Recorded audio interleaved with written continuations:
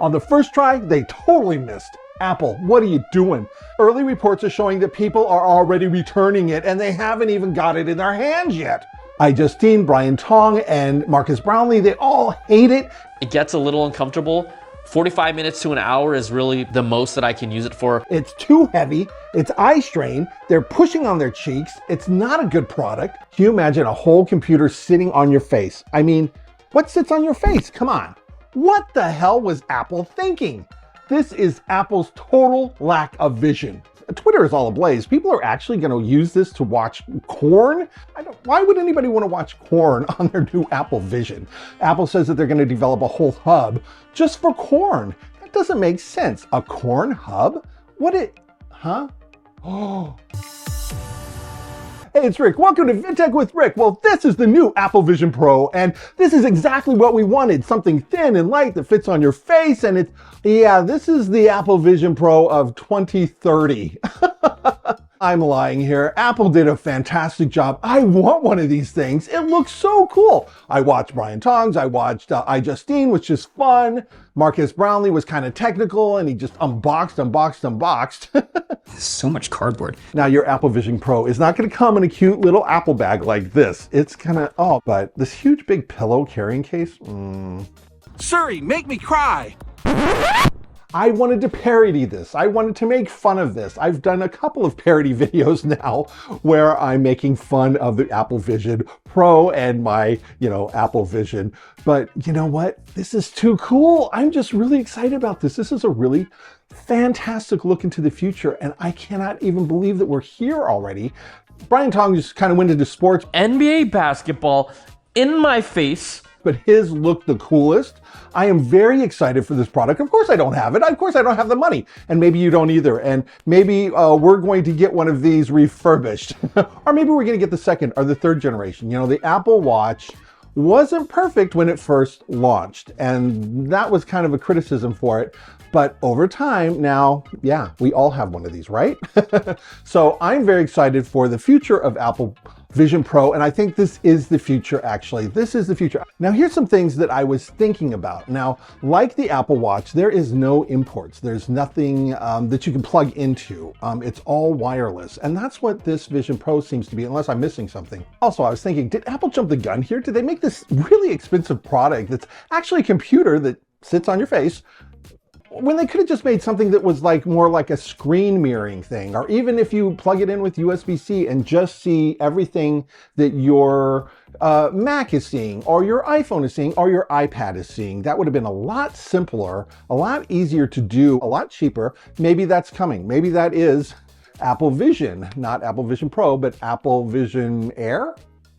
Okay, so now, of course, being a video editor, one thing I was super excited about was video editing in the Apple Vision. I mean, I was like, that would be kind of cool, because if I could have my controllers, if I could have, my keyboard or my mouse, I think that might be a really fun thing to do, kind of like doing that. Brian Tong kind of did that a little bit. Okay.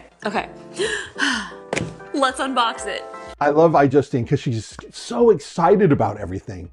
But I really think Brian Tong's looked the best. Like, his look and style of his whole video was awesome. It really made me excited for this Apple Vision, because it doesn't matter if I get it tomorrow when it is released or if I get it sometime way in the future. This is the future. And I was thinking, boy, I could have this on the plane. I could do this.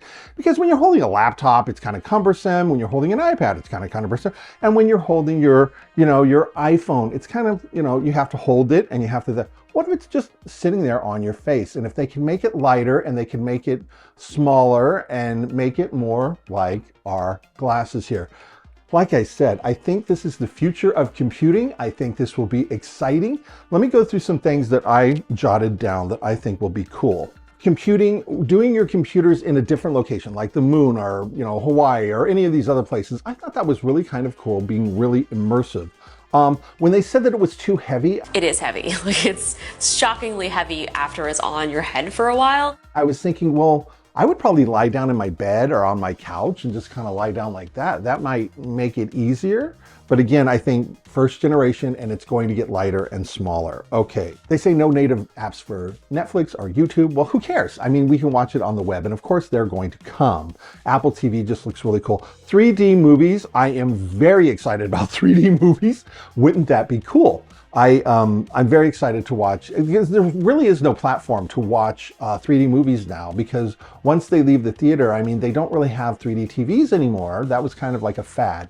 And maybe this too is just a fad. Maybe Apple Vision Pro is just a fad until it gets to this. You should buy a whole bunch of these right now, because like an original iPhone sealed is worth so much money. I think people would want to have one of these in the future, and I think they'll be worth a lot of money. You're balking at $3,500. Well, think about this. In just a few years, maybe in 5 years, they'll be worth $10,000. Maybe in 20 years, they'll be worth $50,000 to $100,000. I think this is the first product, like major product category launch without Steve Jobs in it at all. I don't think he had any say-so in this at all. Maybe he did, I don't know, but it feels as if this is certainly like one of the first Apple products that doesn't have Steve Jobs' stamp on it, because he would never approve this. He wouldn't approve that battery hanging off the side, and he wouldn't approve of the heaviness of it. He wouldn't approve a lot of these things.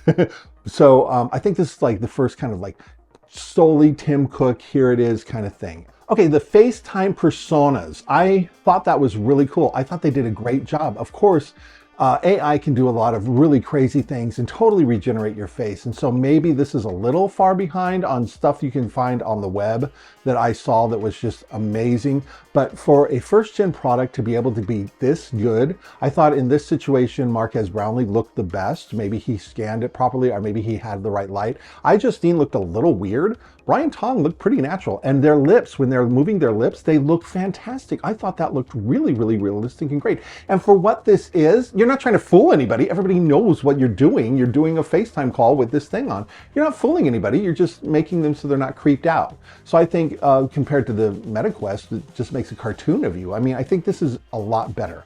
And I thought that was really intriguing. All three of them showed that, that FaceTime clip. Okay, so my concern about editing, if you're going to use Final Cut on the Vision Pro, I have a lot of external drives because I have a lot of very huge files and everything. And so that's why I think the 1 terabyte size would be great if you're going to be editing on this, or just don't use, you know, the Apple Prologue that I'm using right now.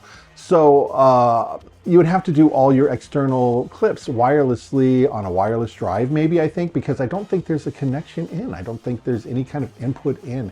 Maybe that is something for the future, but I think they want it to be totally without wires in the future. They want it to be completely without wires like your Apple Watch. So I was concerned about that. So I think that's one of the main reasons to get the 1 terabyte or even the 500 gigs instead of the 250 gigs, unless you're just going to do small files. I don't know, but that's kind of a concern.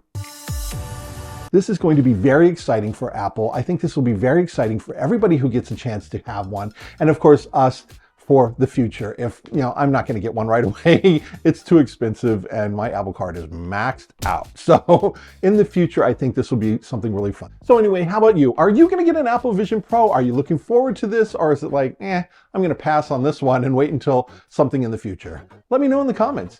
Thanks for watching. Please like and subscribe. I'll see you in the next one.